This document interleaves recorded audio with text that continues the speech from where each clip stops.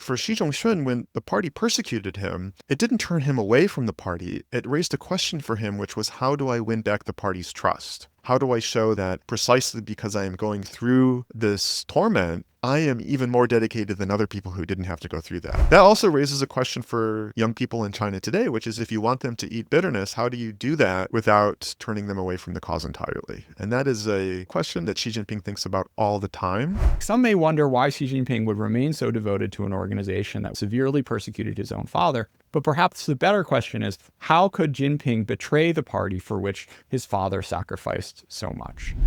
So once, maybe twice a decade, we get a party book this good. Joseph Torigian's The Party's Interests Come First, The Life of Xi Zhongxun, Father of Xi Jinping, is a monumental scholarly achievement. Joseph, motivated in his words to shine as much light into the darkness of the past as possible to understand the nature of authoritarian politics, succeeds beyond my wildest expectations. It's a uniquely written biography that gives me a feel for Chinese politics I honestly thought I'd never have, doing an incredible job digging to shed light on some of the most consequential moments in CCP history, as well as just this feel for what it was like to live as a senior official under Mao and Deng.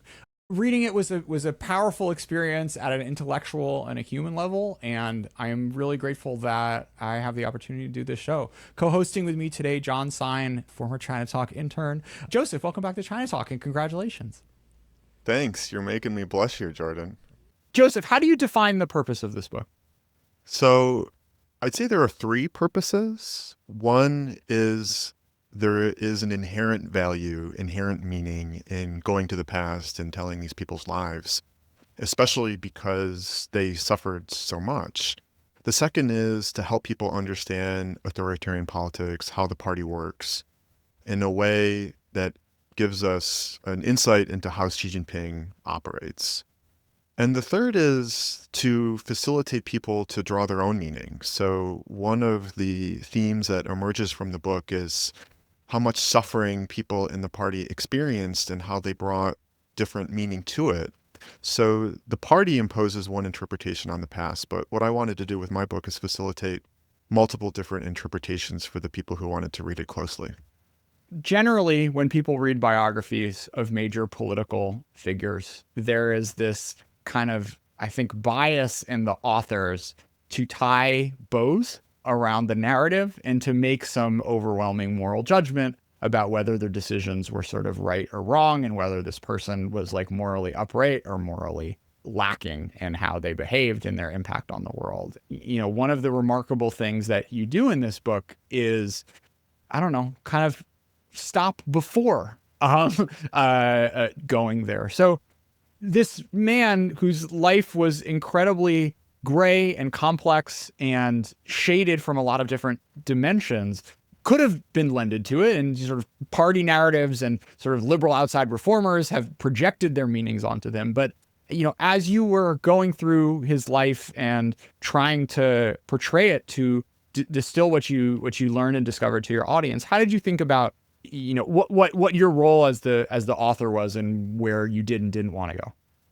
I wanted the evidence to lead me in the direction of what was most interesting about his life. I didn't feel that there was some missing part of the literature that needed to be explored. I just wanted to do justice to his life in a way that would allow people to make their own judgments. And as you see in the book, people in his own life and Xi Jinping himself, sometimes it was unclear which morality was the most relevant to make a particular decision. And narrative certainly plays a role in the book.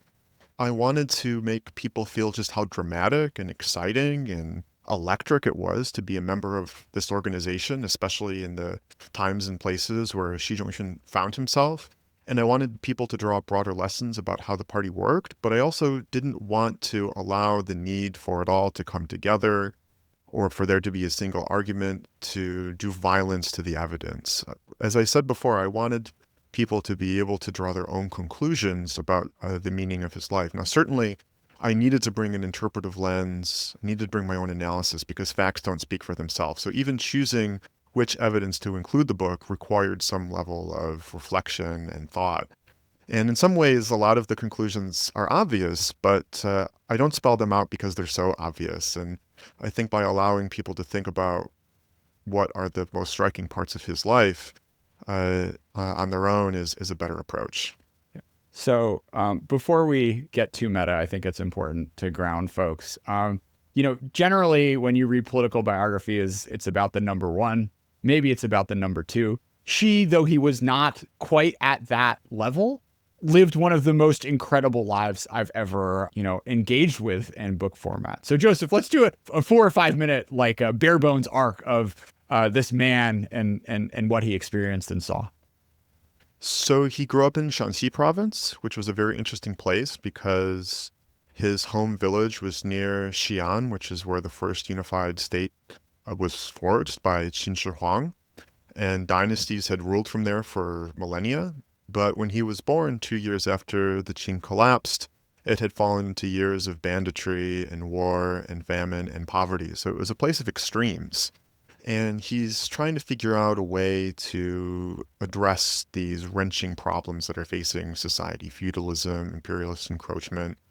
And he's attracted by the party, but he doesn't really understand the party that well. In fact, he's able to read this revolutionary literature because the nationalists and the communists are still getting along. But of course, that all changes in 1927 when Chiang Kai-shek betrays the communists and massacres them. And it's in this milieu of violence that Xi Zhongxun is told to kill an academic administrator. He fails, instead getting a bunch of other teachers sick. He goes to prison and he joins the party while he is incarcerated. He At 19. works for the party, 15 years old. He is a founding member, although not one of the most important ones, of the base area in the Northwest. That, of course, is where the Long March concludes.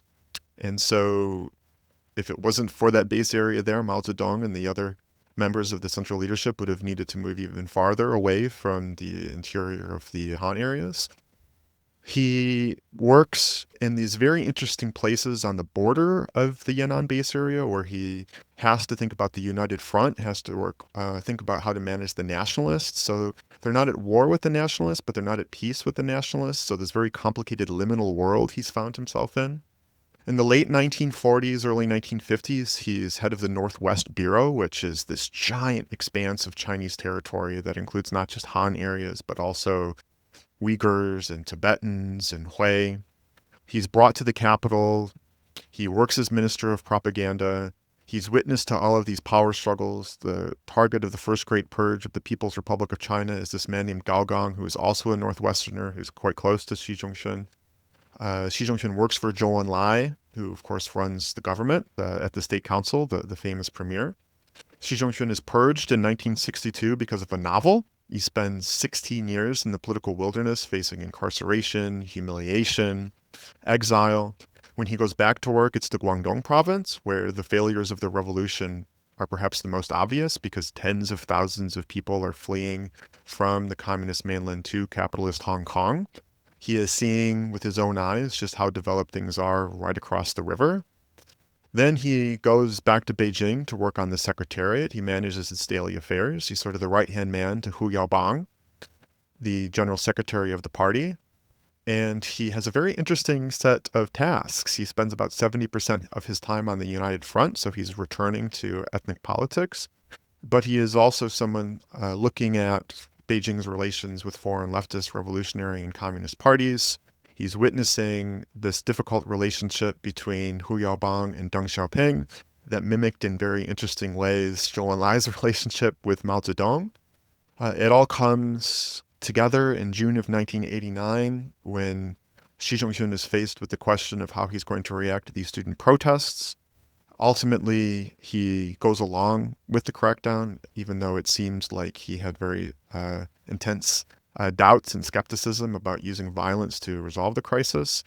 And then he ends his life by spending many years in the South and only rarely returns to Beijing. So it's quite a dramatic life. It's a life marked in particular by persecution by his own party. It's a life that was marked by many occasions where the party hurt people close to him or forced him to betray people close to him. And so I think one of the central themes that emerges is how he balances his own thoughts, his own emotions, his own feelings with a party to which he is totally loyal, but to a party which often does things which are deeply, deeply, deeply distressing to him. Yeah. And I think with that mountaintops view of his life, which I think many China Talk listeners will know in the abstract, what was such a pleasant surprise and what made the book so engaging is that you were able to find sources which kind of really brought you into all of these moments in his life and also gave you a sense of his interior monologue and psychology at all these moments of incredible kind of like stakes and trial and national as well as personal drama. So you're going on this arc from this 15-year-old who tries to kill his teacher all the way through to Tiananmen Square and the family life and the the experience of the Great Leap Forward and the Cultural Revolution and reform and opening all in between. But through this man who is incredibly kind of faithful, but also scarred in sort of ways that are almost impossible to comprehend as a coddled person who grew up in America over the past 30 years. I think this book is a tremendous accomplishment. So with that, John, what do you want to ask about from a meta theme perspective? You open the book saying that Xi Jinping can fill one of three roles at least. His legend in the party, the role of the father to Xi Jinping, but then the role that you take him as, which is a lens to party history. But I'm curious if maybe you could explain how this book evolved, how you came to choose Xi Zhongxun, because as I'm sure you've experienced, the immediate thought amongst most people will be, how does this explain Xi Jinping? When the thrust of the book is, how does Xi Zhongxun illuminate party history through the 20th century? So would love to hear more about that. So the book was kind of an accident, actually. I was asked to participate in an edited issue of an academic journal, and I was asked to write about Xi Jinping, and I wasn't sure how to go about it, and then I decided that the best way would be through a historical lens, and I envisioned an article that was half about Xi Zhongxun and half about Xi Jinping as a young person, and I had just finished a book on elite party history, and that had been sort of a training session on how to do it, and how to find sources, and how to interpret them, and as I started working on it, I realized that there were so many more sources than I had envisioned, even though I had just finished this other project, but also that Xi Zhongxun was an interesting person, not just because he was the father of Xi Jinping, but precisely as you said, he is someone whose life illuminates in such powerful ways party history, party culture. His life is really a microcosm of the party in the 20th century. And so with the book, it's certainly the case that people are reading it because of Xi Jinping. And I'm glad that people are reading it. I'm not going to be nitpicky about what reason they pick up the book. But ultimately, it says two things about Xi Jinping. One is it says a lot about the party and how the party works, and how every leader has tried to manage dilemmas that have been with it from the beginning. And these are dilemmas that can be managed, not problems that can be solved. And Xi Jinping is bringing his own approach, and how he's bringing that own approach we can understand because party history gives us the context. I think that is the clearest line between the book and Xi Jinping, but of course there's another line which is psychological. And here I think we need to be careful because even Xi Jinping's siblings drew very different lessons from the meaning of their father's life. And Xi Jinping, like his father, is a product of multiple influences.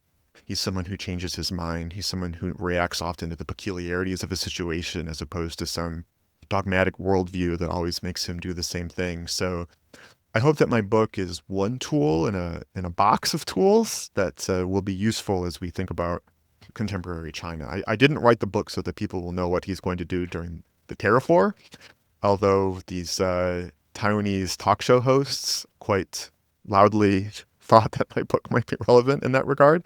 And I think that might be true to some extent, but I think that the real value of the book is to sort of take a step back and just get a general sense of the party and the milieu from which Xi Jinping emerged. There's this very striking quote you have at the end of your book from Xi talking, where he wrote a letter to him on his 88th birthday. I guess he couldn't visit because everyone in the party is too busy to be at their kids' births and parents' birthdays or whatever. But The party's interests come first, Jordan. exactly. But the sort of the line that stuck out to me was him saying that when people yelled at us for being bastards during the Cultural Revolution, I always stubbornly believed that my father was a great hero and that he was a father most worthy of feeling proud of. And the kind of the central question in Xi Zhongxun's life as well as Xi Jinping's life is like, why are you sticking with these guys? Like, the party is treating you and, you know, you're giving your life to this organization. And on multiple occasions, you are being taught the lesson that it does not care about you and it will chew you up and spit you out in ways that are illogical and kind of like detrimental both for yourself and for the country. But you write this kind of line explaining it, saying like, some may wonder why Xi Jinping would remain so devoted to an organization that would severely persecute his own father. But perhaps the better question is, how could Jinping betray the party for which his father sacrificed so much? And that, I think, is the kind of the central psychological question that we explore over these 500 pages of how does this man relate to this organization which he has devoted his life to that has got a lot of problems to it. So where should we start there on what the party meant to Xi Zhongxun? So the party was the source of meaning in his life. It was the source of purpose. It was salvation. It was a place where a young boy growing up in a society that was rent by turmoil found an answer to solving that chaos. This was someone who didn't really understand the intricacies of Das Kapital, but could recognize that only an organization as powerful as the Chinese Communist Party, in his mind, was the answer to the challenges that China was facing, because it was the only kind of way of organizing society that would allow China to return to its rightful place in the world and defeat the imperialists and defeat the warlords and all of these other people who had brought China to the brink of collapse.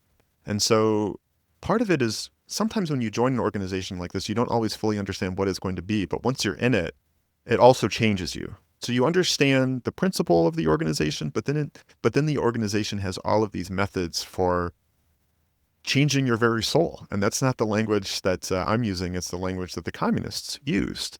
And so you have self-criticism, you have study sessions. And so if you believe that you are participating in a grand adventure by which you are a leading figure in a world historical force that is inevitable, that is a really exciting place to be. And also think for a moment that you keep seeing the party failing over and over and over again, and then suddenly one particular person emerges in the form of Mao Zedong, who seems to finally have a way of getting it right, and then takes this ragtag group of revolutionaries who had nearly been destroyed on many occasions and forges a new nation. So for Xi Jinping to reject someone like that, it would be rejecting his own self. And so for Xi Jinping, when the party persecuted him, it didn't turn him away from the party. It raised a question for him, which was, how do I win back the party's trust? How do I show that I'm better than other people? How do I show that actually, precisely because I am going through this torment and I still return to it, I am even more dedicated than other people who didn't have to go through that. And so you see other people when they're grumbling about the party, Xi Jinping would say, yeah, well, I bet you didn't go through this. It was almost like a badge of honor that he could weaponize this politics of suffering of, who went through the worst experiences, and that gives you political capital within the party. It's sort of an interesting way to think about life, but it does raise a question, which is what kind of suffering leads to dedication and what leads to alienation? And this is really a fundamental question or puzzle or whatever word that you want to use. Xi Jinping admitted that during the Cultural Revolution, he went through a period of doubt. But Xi Jinping says precisely because he wasn't sure for a little while and nevertheless returned to the cause of the party, therefore his dedication is totally unshakable and is even more powerful than someone who didn't go through that experience. So that also raises a question for young people in China today, which is if you want them to eat bitterness, how do you do that without turning them away from the cause entirely? And that is a kind of a philosophical question in some ways, and it's one that Xi Jinping thinks about all the time, something that keeps him up at night, I'm sure. And it's also at the very heart of the question of the future of the People's Republic of China is whether or not they get that right. Yeah, there was this a very evocative moment with Xi Jinping towards the end of his life, and you have in the 80s the spiritual pollution campaign and all of these old revolutionaries, kind of excited for the future, but also worried that the youth are going soft and they don't understand. And one of his answers was like, we just need the old comrades to like go into the high schools and tell their stories. Sort of like, the astronaut showing up in middle school and like telling you how cool space is. And I'm just like, I mean, he talks about them as flowers in a hothouse garden, right? And that they need to go out into the real world so that they can survive in the real world. And interestingly enough, he thinks that the young people who went through the Cultural Revolution might be a good group of successors because they underwent these terrible experiences. And of course, the Cultural Revolution was largely about succession issues at the very top and at the very bottom, getting rid of Liu Shaoqi, the revisionist, who proved to be unsuitable to the task, but also toughening young people who had been growing up in the privilege of a youth in a socialist nation. And then many of those youth actually, did go through a period of disillusionment, and they wanted to have fun. They wanted to study overseas. They wanted to make money. And Xi Jinping consciously contrasted himself with those other youth. And he saw a lot of danger in this sort of spiritual crisis that many young people in China found themselves in the 1980s. And then, of course, was one of the roots of what happened in 1989. I mean, it is a religious attachment. I think there's no other word to describe it of what someone like Xi Zhongxun or Xi Jinping has to the party. And it's like you have these little like trials of faith, right? The decision to go left or go right from Xi Jinping, as compared to all the other princelings who are having fun in Hong Kong and driving cars or whatnot. And in Xi Jinping, who, the sort of like, from an exit voice loyalty perspective, the exit opportunities in 1964 China are not quite what they were in 1980s or 1990s China. But there were people, and I think a wide swath of humanity would kind of get disillusioned from the fact that you have all these sort of people you idolize turn on you and say you're a capitalist roader and, making leftist deviations and anti-party and whatnot. And sort of the emotional effort to harmonize whatever you've seen and experienced and look back at that time in the wilderness from 1962 to 1978 as not like these people stealing 20 years of my life, but actually a forging event that is making me go a better party cadre and more, well honed to serve the people. It requires some kind of deep spiritual belief, which even something as watching this party starve tens of millions of people or turn the country upside down in the Cultural Revolution is not able to shake. We should remember, though, that even though he had this idealism, this conviction, these were not easy experiences to live through, and he suffered. And it was difficult for him to understand why this was happening to him. And so part of it, I think, was this sense that the party was still the best future for China. But part of it, I think, was utilitarian, right? This sense that if we are going to move forward, we can't think about the past too much. So there's both an idealistic sense, but also this idea that if we are too reflective, if we're too critical of the party, if we go too far, then we're going to shake the whole house of cards and it's going to come down with us. So that was a central puzzle for the 1980s, which was how do we justify moving in a new direction, but still maintain this sense of faith, even as we can't even say what communism really is because we're groping as we try to figure out a new direction. And so that was the reason why there were so many zigs and zags in the 1980s. And I think that was the shoal that Hu Yaobang crashed on, was that it was, you could understand in theory how you could integrate reform with conservative principles because you needed to have stability to reform and you needed to have reform to have stability. But as Hu Yaobang said in his self-criticism, even though in theory that makes sense, practically it's not easy and you need a lot of political skill. And his inability to do that, I think, was one of the reasons that Deng Xiaoping scapegoated him. And of course, Xi Zhongxun, as this very, very close associate of Hu Yaobang, felt very strongly about that, even though he put the party's interests first and went along even with Deng's persecution of this very close associate of his. You cite Yuri Slezkin's House of Government several times, I think mostly for the generational analysis and the losing faith over time piece. But the whole point of that book is it's an anthropology of these old Bolsheviks and sort of analogizing them to a millenarian sect. And I'm curious, you choose not to engage in that much of that language, but do you see parallels? And if not, or if yes, even, what are some of the differences as well between, you're obviously both a Soviet and a China expert. So what do you see between the old Bolsheviks and these Chinese revolutionaries as some of the differences and similarities? Oh, culturally, they're very similar. Xi Jinping, on his very first trip overseas, he goes to Russia and he meets these sinologists, and he talks about how he loved reading a Russian novel, What Is to Be Done by Chernyshevsky. And of course, it has this very famous character, Rakhmetov, a professional revolutionary who would sleep on a bed of nails to inculcate his revolutionary elan. And Xi Jinping said he wanted to mimic this person and walk around in the wind and the rain and the snow and sleep on a hot Kongstone bed with his shirt off. So in that sense, I feel that there are some very powerful similarities, right? And just like when during the terror in the Soviet Union, people were sent to their execution, they were yelling, "Long live Stalin." During the Cultural Revolution, these old revolutionaries had no idea what Mao wanted, didn't understand what Mao wanted, were going through intense physical and emotional torment. For them, the problem wasn't Mao, is that they weren't keeping up with Mao. It was that they didn't understand Mao. They were looking into themselves for the problem. They weren't looking at Mao for the problem, right? And so that's how they thought about the world. And more broadly speaking, what's interesting too is sometimes when I give this talk, a person will go up to me and say, I was raised in a faith tradition. I went to Catholic school, and a lot of what you're saying, it's not that unfamiliar. And so seeing meaning, suffering, redemption in suffering, it's a universal thing. Now, whether you call it a religion or not, or how similar these phenomena are or not, that's a big discussion, right? Certainly the contexts are very, very different, right? So class struggle is a message of violence. The gospel is a message of love.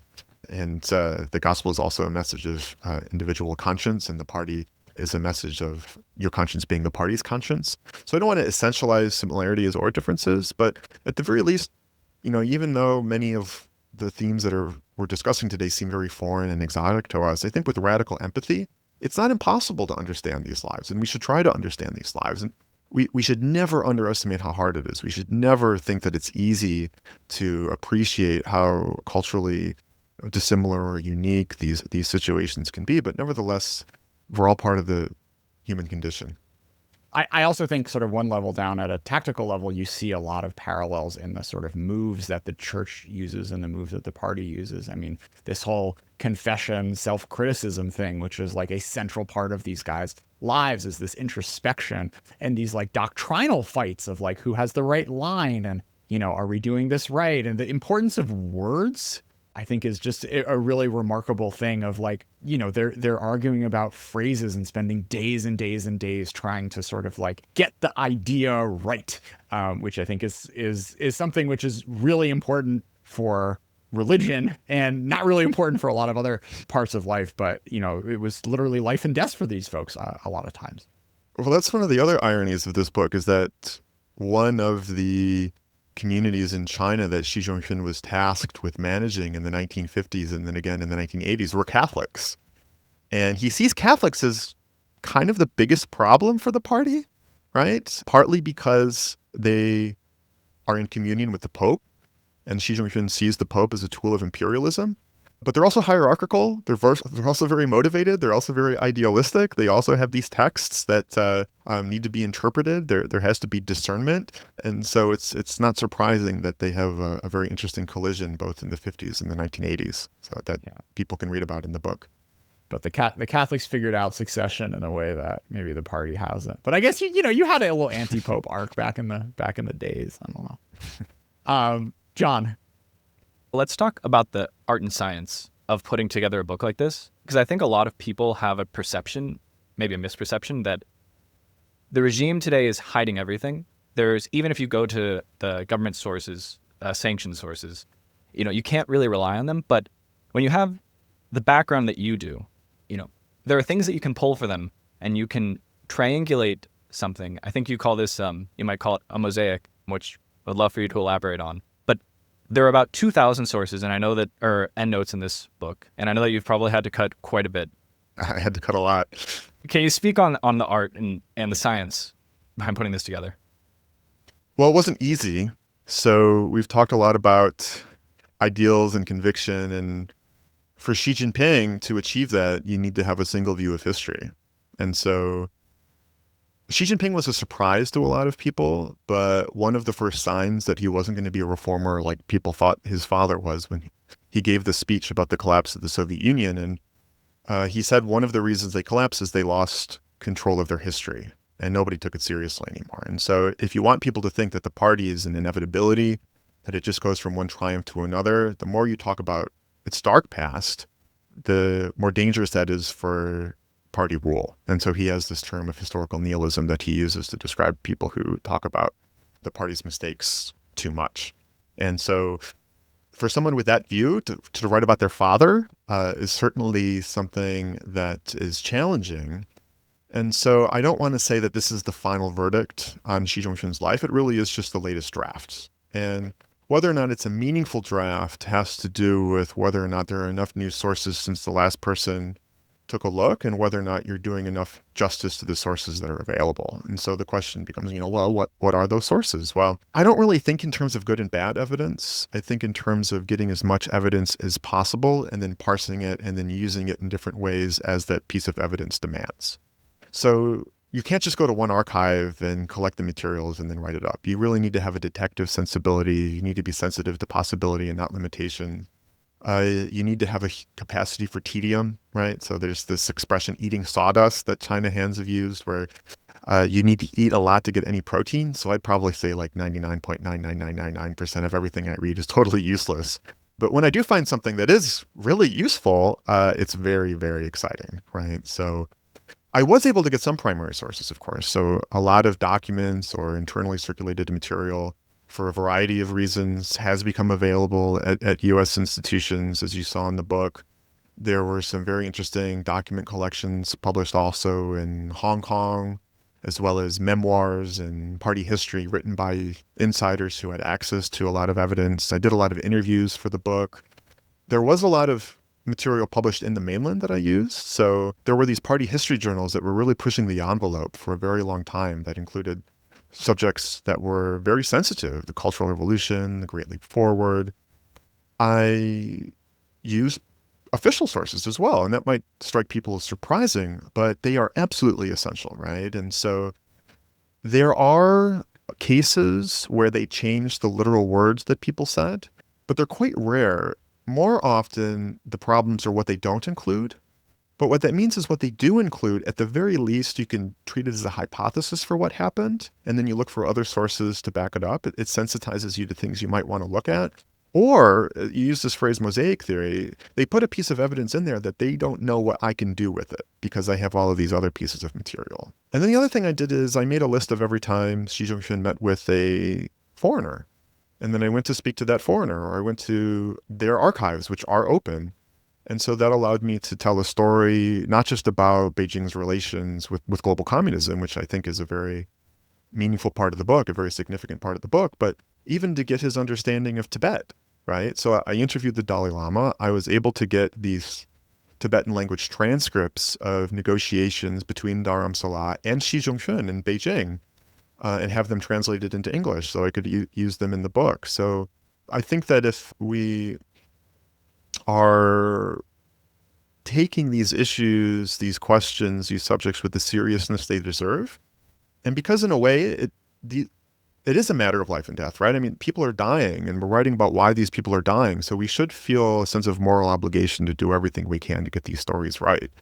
And I certainly didn't in this book. As I say in the acknowledgments, I'm sure that in some cases somebody else will come and tell me I got something wrong, but I'm very open to that.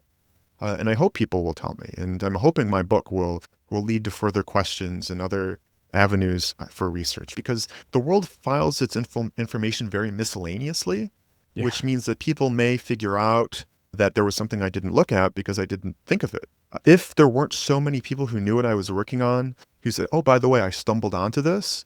And then you never know what tiny, tiny, tiny breakthrough then leads to huge breakthroughs. And that happened so many times in my book that there was some complete stroke of luck where I was looking at something completely different, or I was going for a long walk and I said, maybe I should go back and reread this. And then you reread it and then it has a new meaning that wasn't there before. For example, the Li Rui diaries, right? So Li Rui was a secretary to Mao Zedong. He was working for the organization department in the 80s, knew Xi Jinping very well, was this sort of senior pro-reform constitutionalist comrade in Beijing during the 2000s and 2010s. His diaries are available at the Hoover Archive. Now, they're extraordinarily hard to use, very hard to use, because it is a diary, right? And there's a lot in there that's wrong because he would write down rumors. And he wrote a lot in shorthand.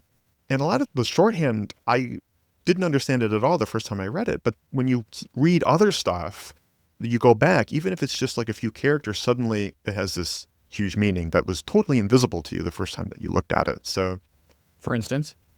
so one example was in the 1980s, there was this curious incident where there was a debate about how to think about princelings and how to promote princelings, and especially the ones that had engaged in really brutal violence as the so-called Old Red Guards in the first months of the Cultural Revolution.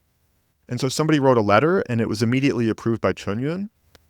And it raised these questions about whether or not the whole thing had been planned ahead of time in the first place.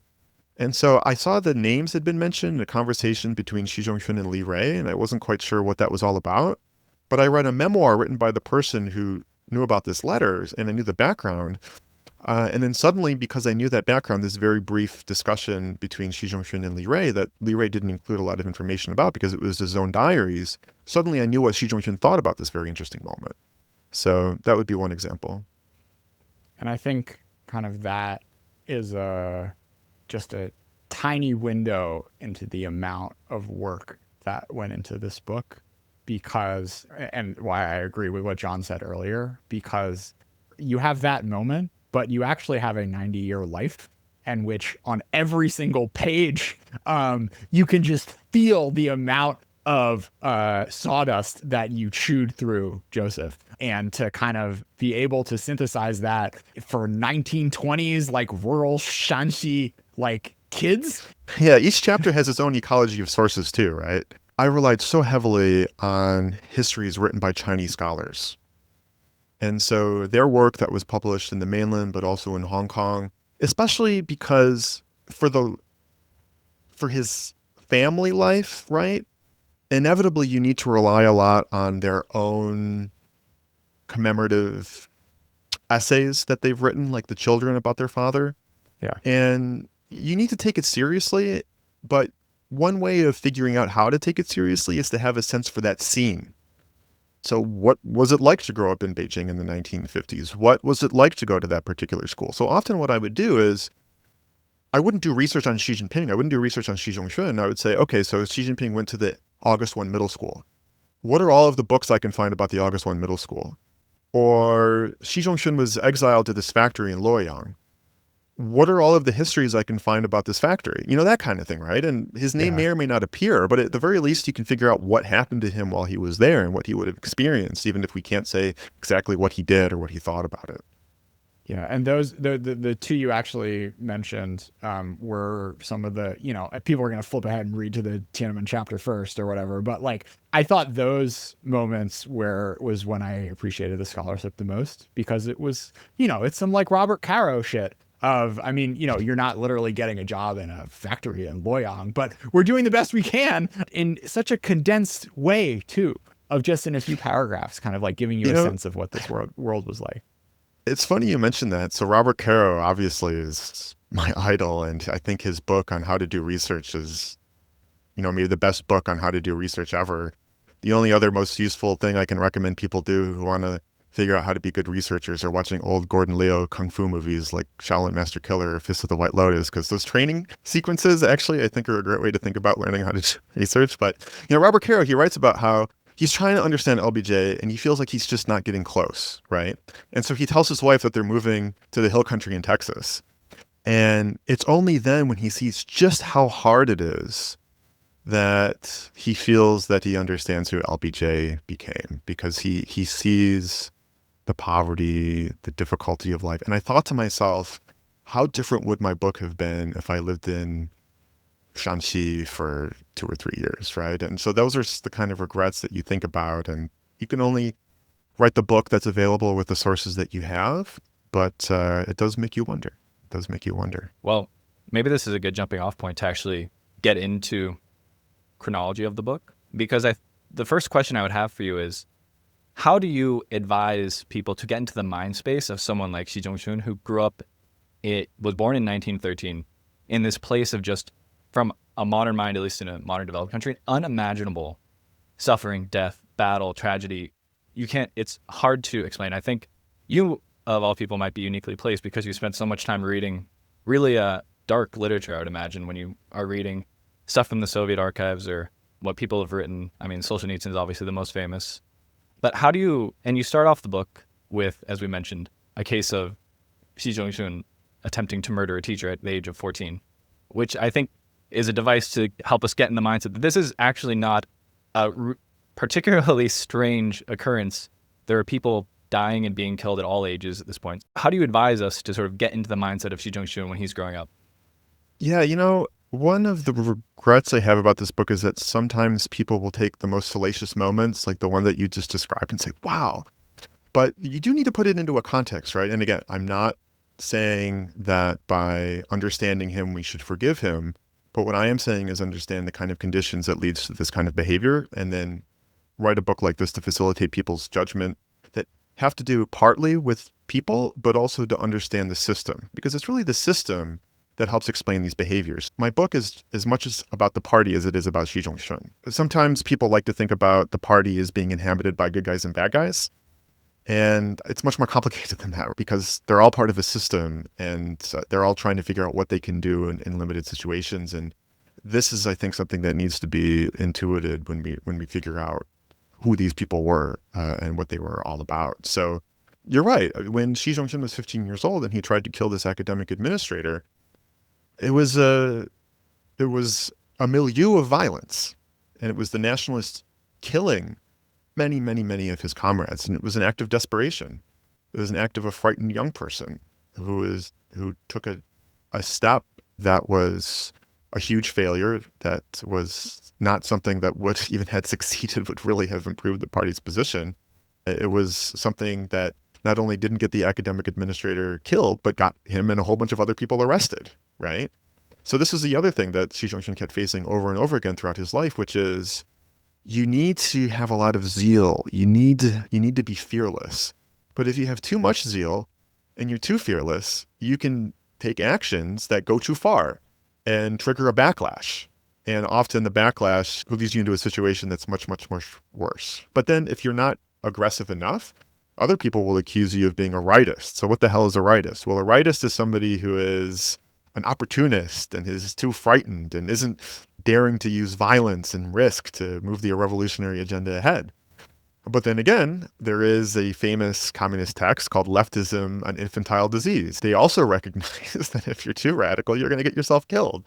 But of course, they don't debate these questions from a rational perspective, because they all have this ideological charge that makes it really, really difficult to manage. And in certain situations can lead to purges and to them arresting or even killing each other. Yeah, I mean, I think the sort of the life or death stakes and the sort of level of emotional charge in those early years is sort of kind of hard to comprehend. Oh yeah, the old days, the bad days, the all or nothing days, the blood for blood and by the gallon kids days. These days, man, they weren't getting horses shot out from under them and getting their bullets through their leg running away from the nationalists. But no, seriously, what you hold said, on one second. Joseph, But you can kind of see, right, that like for Xi Jinping in the 1980s, you're looking at these younger kids who were born in socialism. They were born after all of that was gone, and here they are criticizing the party. Oh, I need to go talk to them. I want to tell them what it was like. And to be honest, I can kind of see how some students would be inspired by that, right? But I can see how other students would not be. And it's just a question of who listens to it, who is moved, and who is not. Let's stay on the sort of 20s and 30s.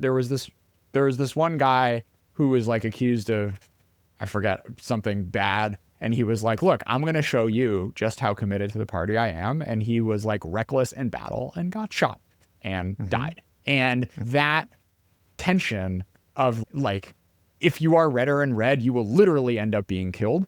I don't know. It's just fucking you become crazy, a martyr, man. It's fucking and that you're crazy. talking you're talking about Xi Jinping's first great mentor of his life. And what's interesting about this guy, Liu Zhidan, is he was also someone who would tell Xi Jinping, even though we are facing persecution, even though our cases haven't been fully rehabilitated, you need to go and talk to other people and say that the party sooner or later will get things right. Yeah. And then the same person, Liu Zhidan, because he still has this black mark in his file, wants to show how loyal he is, gets himself killed. Yeah. It's not the Catholic Church as we know it today. It is early Christianity. These are like there are martyrs and everything is life and death and the world is out to get you. And you really have to, like, in order to believe and commit your life to it, like you have to have this, truly revolutionary vision of how the society around you is going to change.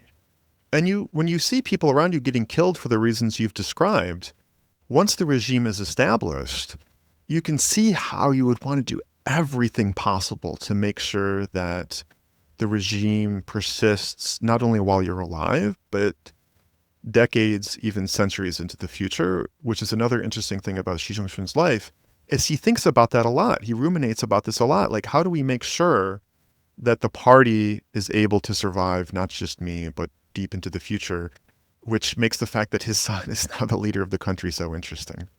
Can we talk for a second about novels? Sure. There's it has to, a lot of novels in the book. when Xi Zhongxun is young, he reads a novel, and it's the title of your second chapter, which is probably one of my top 3 chapters in the whole book. There are 30 chapters, by the way, for people keeping score. And it's called The Young Wanderer. And Xi Jinping sees a lot of himself in the protagonist. But I'm also reminded of reading Kotkin's biography of Stalin, and he himself is very motivated by a novel that he reads before he's a committed Marxist-Leninist that has something of a similar heroic figure, maybe slightly less tragic, named Koba, which is a nickname that he takes on for himself. So I'm curious, both if you could explain the Xi Jinping example, but also what you think of the fact that so many of these revolutionaries, it seems like so many, I don't know how many other cases there are, were so inspired by something like a novel or something else before they even really had a conception of what they were going to be sacrificing their lives for. It's so interesting that his life as an early revolutionary was so deeply shaped by this book. And in fact, he told Xi Jinping, his son, that when he's released from jail, he is desperate and he can't walk. He's covered in eczema and boils. His father dies, apparently because of related to the stress of watching what his son had just gone through. He soon loses his mother and 2 sisters. There's famine everywhere. He can't link back up with the party because most of it has been destroyed. He can't go back to school because he's a wanted man. And so he reads this book to get himself back in the mood, so to speak. And so he rededicates himself because he's reading this novel. And then in 1962, he's thrown out of the leadership because of another novel. So it's an interesting bookend, right, in that sense, where it's Mao Zedong who has this very wry comment that says, oh, people are engaging in interesting ways of counter-revolution. Now we have this book, right, this very famous statement by Mao. And then Xi Jinping, of course, returns to work in Beijing. He is now in the Secretariat, and the very first thing that happens is people think that the country is going to fall into another cultural revolution because of a movie called Bitter Love. And it's a movie that probably should speak to him in some ways, right? Because it's a movie that is about someone who is deeply dedicated to the party and to the nation, but that the party persecutes. And it includes this famous line, "You have always loved the motherland, but did the motherland love you?" And so he doesn't like stuff that criticizes the party, but he still sees the need to reflect on the Mao era, and he's not quite sure how to criticize it without going too far. But repeatedly, we keep seeing movies, novels have really fundamental impacts, not just on the party, but Xi Jinping in particular. It speaks to this, issue of communism is being preoccupied with souls and for communist writers being engineers of the soul. And why in the 1980s, Xi Jinping, who in many ways was a reformer, would still say things like, we also need to have a spiritual civilization. Yeah, there are a lot of, or at least several books that I've read that talk about like the influence of Husserl and other types of ideologies that tried to have an influence in China at this time. I forget who it is, but anyways, it basically pitting this idea of Dewey, who's this American pragmatic philosopher, versus Lenin, and concluding that Lenin and his vision is just more fit for the time and place for people who are growing up in this darkness and who want to basically struggle and strive. It just kind of seems to fit a little better, even if they maybe don't fully understand. They haven't read Das Kapital, or I don't even know when Das Kapital was translated fully into Chinese. I think it was a bit later. Well, I think people had different views of how the same problems for the nation that Xi Jinping was witnessing could be solved. And so some people thought that it was an issue of enlightenment, of cultural change, of science, of democracy. And Mao Zedong disagreed. He thought that the right path was one of violence and class struggle and forceful transformation.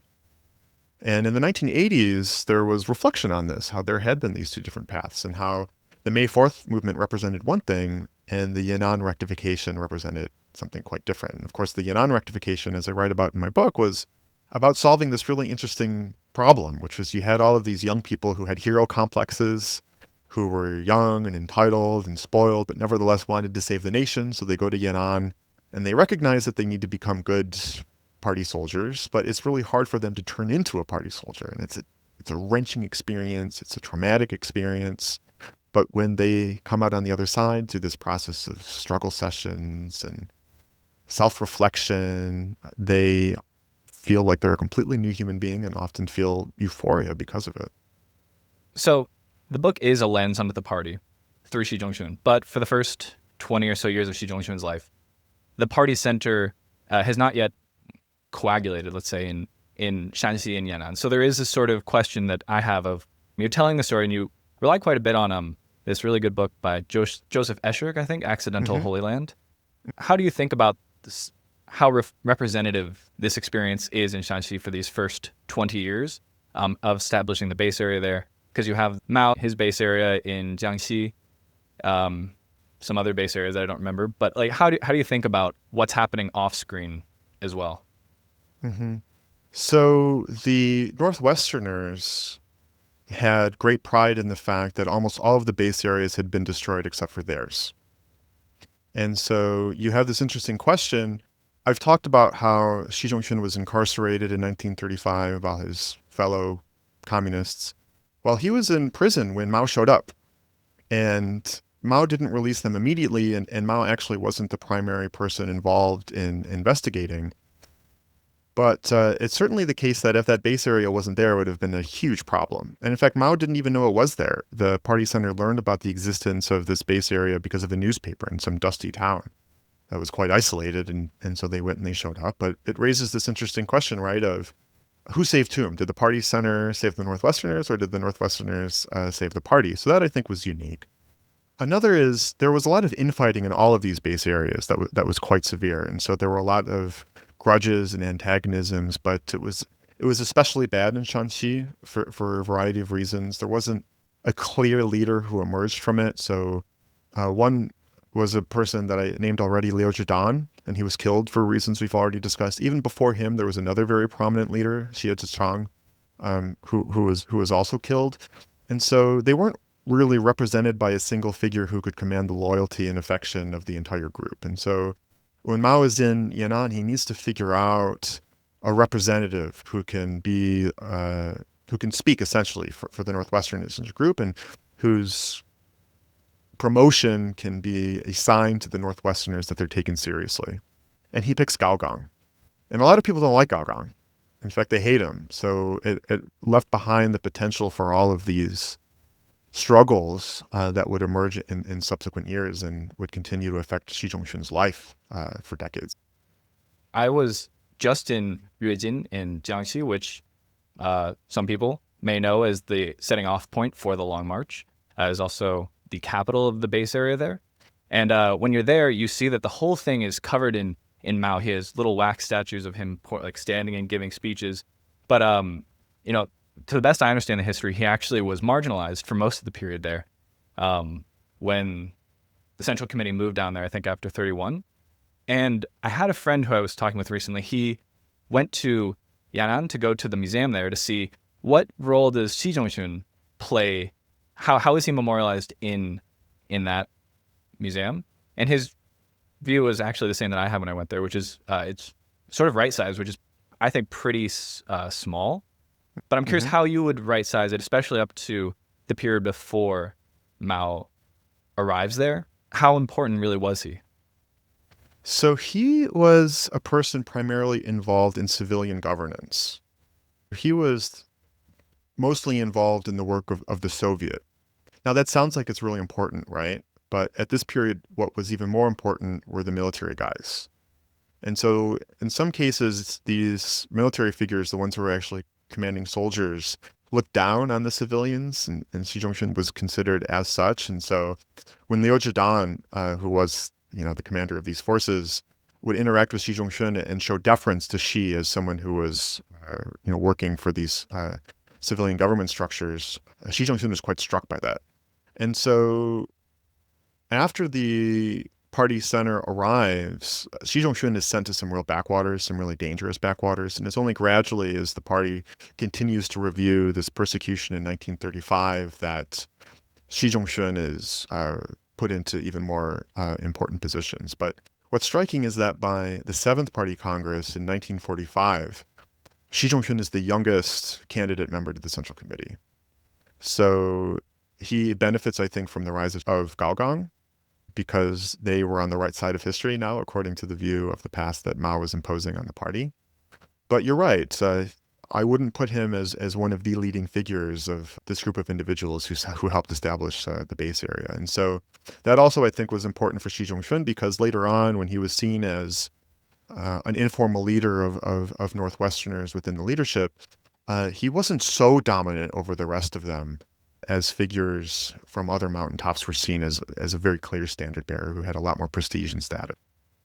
The factions, or what seemed like factions that might emerge at the time, of you have the Long Marchers, who I think Mao derisively said something about, just because you walked a lot doesn't mean that you have some special status at the time. But obviously they certainly think, a lot of them certainly thought they did. So maybe you could speak about what was that. What did you see as the tension between the Long Marchers arriving and then the people in the base areas, or in the Shanxi base area? So the Long Marchers, they were the central leadership, right? They were the central committee. A lot of them were very well educated. A lot of them had a lot of experience. A lot of them had studied in Moscow. And then they show up in the Northwest and they think they're kind of a bunch of bumpkins. And Yang Shangquan even says, "You consider this a city? Like, I can't believe that you think that this is like an urban area, given how undeveloped it is." And of course, the Northwesterners had built the base area, and then the Long Marchers show up and they basically take over. And of course, people like Gaogang and Xi Jinping, they also continue to face the shadow of the purge in 1935. Right? They're not immediately rehabilitated. The Long Marchers, they kind of look down on them, and the Northwesterners feel, well, we built this base area, right? And they feel a little upset about the lack of respect that they're getting. And then so Mao Zedong kind of adopts the Northwesterners in really quite striking ways. And in fact, he gives so many positions to them in 1945 at the 7th Party Congress that Mao's old associates from the Jiangxi base area are very jealous. They're actually quite unhappy about that. And so the story that Mao told essentially was that when I was in Jiangxi, you had these dogmatic people who learned in the Soviet Union tell me to do things that were wrong and dumb, and they pushed me out.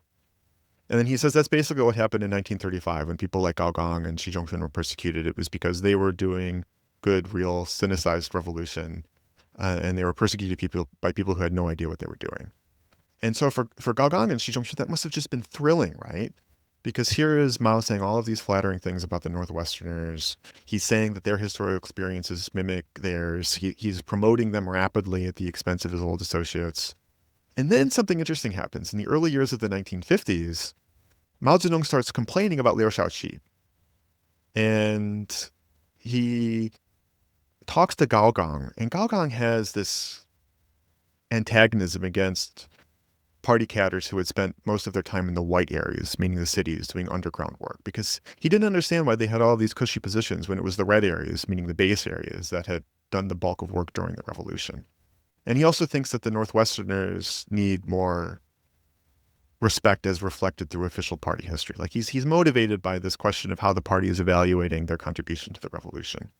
And so part of Gao's machinations against Liu Shaoqi are based on Mao's encouragement, certain things that Mao is saying about Liu Shaoqi. But Gao also has this other, this view of history that is also an explanation for for why he's acting in dangerous ways.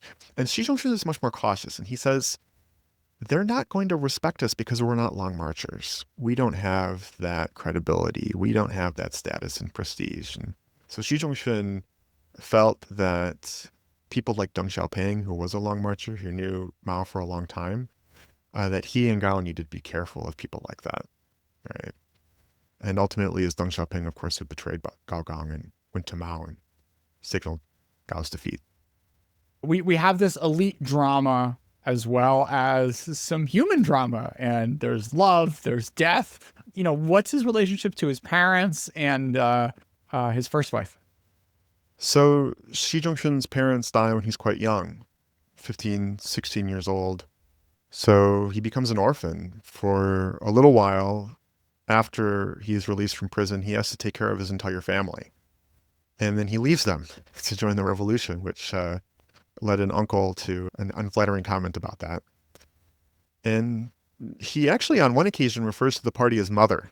I don't have that in the book, but it's an interesting word to refer to the party. But by 15, 16, his only family is the party, essentially, or at least the most important family that he has. And he goes back to his home village once or twice, but the entire emotional center of gravity of his life is not the party, not his immediate relatives.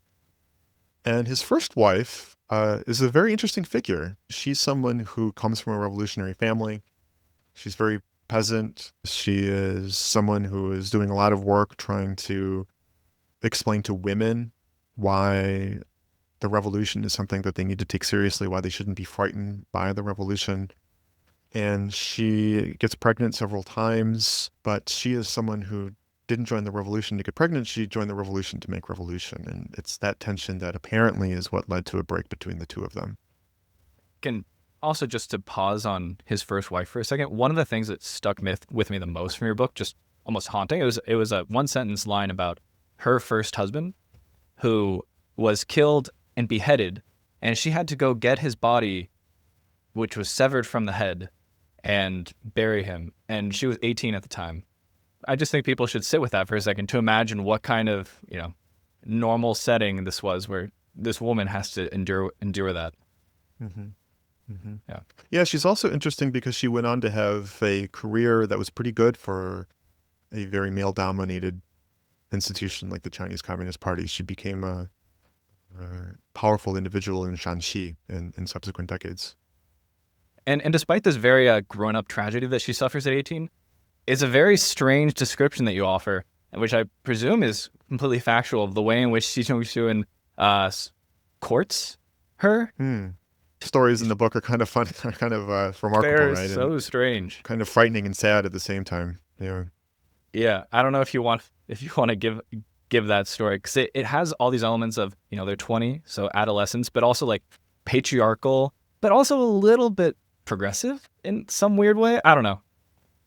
Well, like I said, one of the interesting things that comes out of the book is how often the party's own ideals and mission would bump up against something else, which is exigencies and political needs. And so you would have matchmaking sometimes to pursue political goals, even as you're telling women to not bind their feet. So it was quite a striking contradiction. John, you want to read a quote?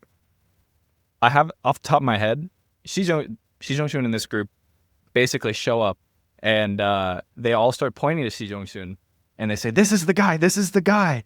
And then she is like a shy girl reaction, runs away, and they chase her.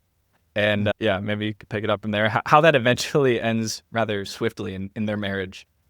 Well, there was a lot of very forceful party matchmaking during this period. Yeah. I mean, to put it in the context, this was an organization that was built to achieve revolution. And so these relationships were seen as something that should be built on the principles of what facilitates the revolution, right? And that led to a lot of pressure to people to marry people that they didn't know well or that they might not have even liked. But how does getting married help revolution in the first place? Well, I think to move on to the relationship between Xi Zhongxun and Xi Xin, it's very striking how much he doesn't want to be distracted by her, especially at these really dicey moments for the party as the nationalists are tearing up and breaking up a lot of what had been the Yan'an base area in the second half of the 1940s. And so he meets Qi Xin and he tells her, "Why are you coming to see me? We're in the middle of fighting this war. It's just a distraction." And so if the party, right, the party is supposed to break down those personalistic relationships so that people don't put romance first, they put revolution first. And this is something that they all understand. It's something that they all intuit. I can't remember if I left it in the book or not, but there was one time when Xi Zhongxun facilitated a meeting between Peng Dehuai and Peng Dehuai's wife, and Peng yelled at him, saying that you need to focus on bigger things than setting up an occasion for me to see this woman that I'm married to. So the thing that this reminded me of is there were these basically like arranged marriages where like the woman meets this man who's like in good standing with the party and they get married the next day. Is ISIS. Mhm. I mean, ISIS would literally arrange these marriages with like women that they captured to give their like spoils. And it's on the one hand, Joseph, it's like, look, these guys like sex, and this is something that you bring up. But at the same time, you have these women who are incredibly conscious and they want to contribute to the party. And they are also kind of annoyed by the fact that like they have to do all the sort of the child rearing. Exactly. And we end up in this weird dynamic where like, because Xi Jinping's mother is a very active person, that they just don't do parenting for like 6 days a week. It goes to show how kind of dedicated and religious they are, that like, yes, you're the family stuff is there, and the sort of the sex is there because you guys are human beings, but you're subordinating this to this broader goal of making revolution and having the party flourish. Well, some more context that's not directly relevant to what you're saying, but that we saw very commonly in Yan'an is that the old revolutionaries had these wives that they had married years before they had gotten to the base area. And many of those wives had their own seniority and prestige and status because of when they had joined the revolution, because of what they had done for the revolution. But then these men leave their wives for younger party cadders, these women often from more privileged backgrounds with more education. So Xi Zhongxun's 2 marriages, that was something that was quite common in Yan'an, that they divorced their first wives and then married younger wives. And sometimes that was quite controversial. So for example, in Yan'an, Mao was married to a woman who had contributed a lot for the revolution, sacrificed a lot for the revolution, and married another person who was an actor from Shanghai who had been in movies and whose life had been affected by all of these rumors about her love life. And when Mao starts courting her, there were some people who were unhappy about that. And so this was another element to the sort of social fabric of what was going in Yan'an during this period. And it's funny because Xi Jinping, he almost goes in the other direction, where the first wife is kind of like too educated and like too into the Western world and ends up moving to the UK and just like living out a kind of global cosmopolitan lifestyle. And then he ends up finding this woman whose background and worldview much more echoes what he had from the perspective of commitment to the party and kind of like forging and suffering and whatnot. Yeah. But we shouldn't jump that far ahead. John, bring us back. So on the topic of Xi Jinping being maybe not that high ranking at the time, I think we're in the late 30s, 40s. He is maybe just an alternative central committee member. He's the head of, I think he's the government head of a county called Suida, if I'm not mistaken. And Suida was a sub-region. Sub-region of the northwest. It was northeast of Yan'an. The first big jump of his life is really in 1945 when he becomes a candidate member of the Central Committee and he's very young.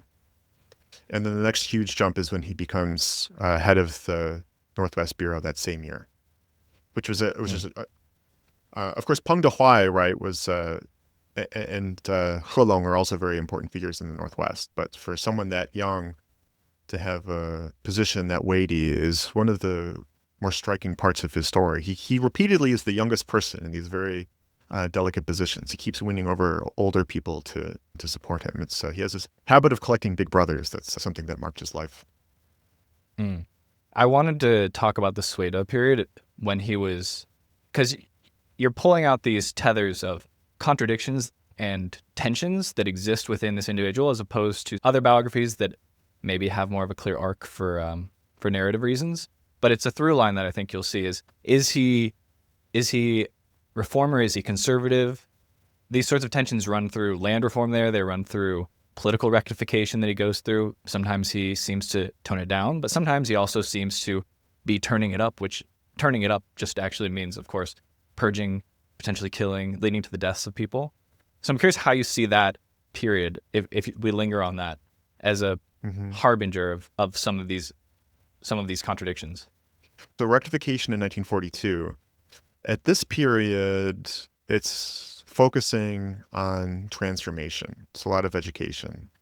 And Xi Zhongxun, for a few months there, is the dean of a university in Yan'an.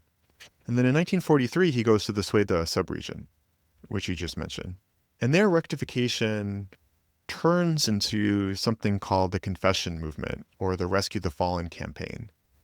And now it's looking for spies, right? So now it's just an issue of taking these young people and turning them into good communists.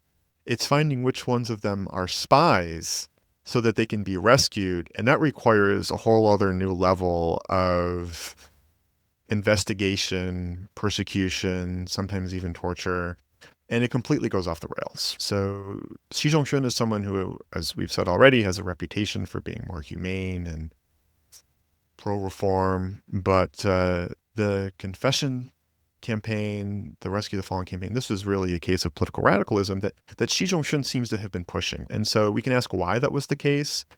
In some ways, it's a puzzle because just a few years earlier, he himself had been persecuted largely on trumped up charges that had been a result of people being forced to give false confessions. So he knew that this was something that would happen. But I think that part of it was the party told him to find spies. So of course he's going to find spies. Part of it was there was a war hysteria. There was a fear in 1943 that the nationalists are going to invade. And also the communists had their own spies. So it wouldn't have been hard to imagine that the nationalists were sending agents into this region. Xi Jinping had reasons to be loyal to Mao, grateful to Mao for what we just described, like Mao's new version of history that must have been thrilling to the Northwesterners to credit them in that way of being on the right side of history along with Mao Zedong. But he went so far, and also the form that these campaigns took in Sueda are very interesting because they were focused on a school, and there were all of these lurid details about many of the young women spies allegedly being sent by nationalists to infiltrate the party by essentially being honey traps. And while this is all happening, to be at the clear, by school, young we mean like what was 14 was one of Very young. the women who ended up getting caught up in this purge, and she's some like prostitute for the nationalists who's like, I don't know, can barely write her name. And so they have these mass rallies where these young people go up and they lie about having been spies and having been sent on these missions by the nationalists. And what's interesting is that, as I said, the target of these campaigns in Sueda is this school, and Xixin is a student at this school. And that's when Xixin and Xi Jinping first start to get to know each other. And he shows off this inscription that Mao gave him that said the party's interests come first. And it was something she never forgot. Yeah, relationships that start in high school purges tend to be the ones that really see you through the decades. I mean, you can see it was an electric atmosphere. That's one way of putting it. But he also told her to be careful, otherwise she would be caught up in it. And in fact, on one occasion, she visits one of the students that's being persecuted and that she even interviews. So it was a messy scene. We can move forward to the part where the Japanese are defeated, 1945. And at some point, I guess maybe 2 or 3 years on into the Civil War, the nationalists chase the communist leadership out of Yan'an. What happens to Xi Jinping at this point?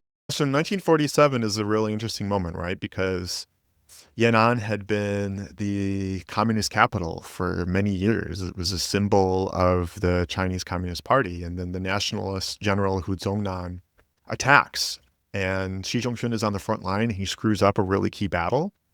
And the party is facing a real crisis. And so Peng Dehuai, very famous military figure in Chinese history, he's plucked from the Central Military Commission and ordered to command the Northwest Forces. And Xi Jinping works for him. right? And so in the subsequent battles, it looks like the two of them basically get along. And then later on in the 1940s, Xi Jinping also spends a lot of time on governance, civilian work, logistics, land reform, where Hulong, another very famous marshal who would become a marshal years later, was his leader. On the military side, he's working under Peng Dehuai. On the civilian side, he's working under Hulong. But these are very weighty positions, especially for someone who's so young. But I want to dwell on this moment for just another second, which is to say how emotional it must have been for Xi Jinping in March of 1947. He's in Yan'an. The nationalists are coming. Mao is refusing to leave. Mao is really frightening the people around him by staying in the city, even as the nationalists are at the very gates. And it's Peng Dehuai and Xi Jinping that finally see him off and then try to create this sort of rearguard action to hold off the nationalists to make sure that the Central Committee can escape. And so to have spent that much time building up communist forces in this area and to see them destroyed by the nationalists must have been another very emotional moment in his life. There is a very funny anecdote. Xi Jinping and Peng Dehuai, I guess, serving together would be sleeping in the same room. Apparently, Xi Jinping was quite the snorer. You're right that Peng Dehuai would sometimes wake up in the middle of the night, put his shoe on Xi Jinping's face to wake him up and stop him from snoring. Yeah. Yeah, he sure Comrades did. in arms. Dude, that's sleep apnea. That shit's serious, man. I mean, Peng Dehuai is interesting because Peng Dehuai was like famously mean to people under him, right? And so Xi Jinping sometimes would act as a little bit like a peacemaker, sort of a mediator between Peng Dehuai and whomever Peng was mad at. So Xi Jinping's ability to kind of manage interpersonal relationships is emerging here. But even though Peng was someone who really could yell at people and really get agitated, he also still had this really communist egalitarian ethos. So in that sense, it's not surprising that he would be sleeping right next to Xi Jinping and waking him up with his shoes and that kind of thing, right? So it was this interesting mix of like hierarchy and egalitarianism that we see in Peng Dehuai. He does have this this LBJ energy to him. Well, it's interesting too. Like a few years later, there's these tensions between Xi Jinping and Deng Xiaoping over Tibet. And of course, Xi Jinping is very close to Peng Dehuai, and one of these proteges of Peng Dehuai and Xi Jinping goes to complain to Peng about something. And she says to this guy, you need to be careful because Peng likes to fire cannons. And then, of course, Peng fired a cannon in 1959 that led to at the Lushan plenum, that led to people doubling down in the Great Leap Forward in ways that were very tragic. So Xi Jinping could read people pretty well sometimes. You know, I think people who have heard of Peng Dehuai, maybe in the China field, probably remember him from the Great Leap Forward, which we will get into. But it does speak to this, to me at least, because my conception of him is drawn from this idea of kind of good versus bad guy. It's like, this was good guy, tried to stop Great Leap Forward, and I sort of read back into this, all these things, but you go through the details and you realize, very complex person, would be very angry. I mean, probably, everybody at this time was a killer. Well, Peng Dehuai too, if you read this wonderful book by Zheng Yanlin, he has a biography of Deng Xiaoping before the Cultural Revolution. And shortly before Peng Dehuai was targeted in this purge in 1959, there had been this campaign of anti-dogmatism in the People's Liberation Army. And Peng was just brutal to people. He really went after especially this very famous general named Su Yu. And so, Peng was a victim, but very shortly before that, he was a victimizer. So another very complicated figure. Oh, the LBJ thing I was kind of going for was this, just like cultivating these older men and having these sort of surrogate father figures, which... Oh, yeah, I could give a whole list of this for Xi Jinping. I mean, even later in his life, he was still making new friends that were older than him, like Ye Jianing, a man with whom he had no historic ties, no career ties. And then suddenly Ye Jianing takes a shine to him and sends him to Guangdong and becomes a sort of patron to him. It's very interesting. And apparently in 1959, the person who nominates Xi Jinping to become a vice premier is Chen Yi, another very powerful marshal who apparently only really worked with Xi Jinping on the state council for a few years in the 1950s, but seems to have liked him. It's really kind of interesting, actually. There's reasons I think that might have been the case. One was I think Xi Jinping could be charming. These older men who like to drink and that kind of thing, probably Xi Jinping could kind of roll with them, in a sort of a a lifestyle sense. He was good at his job. He was good at intuiting what people wanted. He could manage personal relations. That's why he did the United Front. And another was he was a Northwesterner, right? He wasn't a long marcher. So he had been orphaned essentially when Liu Zhidan and Xie Zhichang and then Gao Gang were gone. So he was looking for big brothers. He needed big brothers. And maybe these big brothers didn't really feel threatened by him because the Northwesterners as a group weren't really all that frightening. I mean, we can only conjecture. And he was but, so young, too. I mean, yeah, he and was also like, they're thinking about the succession. They're thinking, how are we going to hand over the reins to somebody who knows what they're doing? And we need to test these people. We need to give them an opportunity to just show whether they're good at it and also to give them some experience. And so he's the youngest vice premier in 1959. He's the youngest candidate member of the Central Committee in 1945. He's the youngest major figure from a regional bureau that's brought to Beijing in 1952. He's the youngest vice premier. And then when he goes back to work in the 1980s, he never quite reaches the top. And in fact, he's sent to work for this guy, Hu Yaobang, who's much younger than him, has much less revolutionary prestige than him. But perhaps we're getting ahead of ourselves. All right. Let's call it there. Part 1 in the books. Part 2, we're picking up at 1949.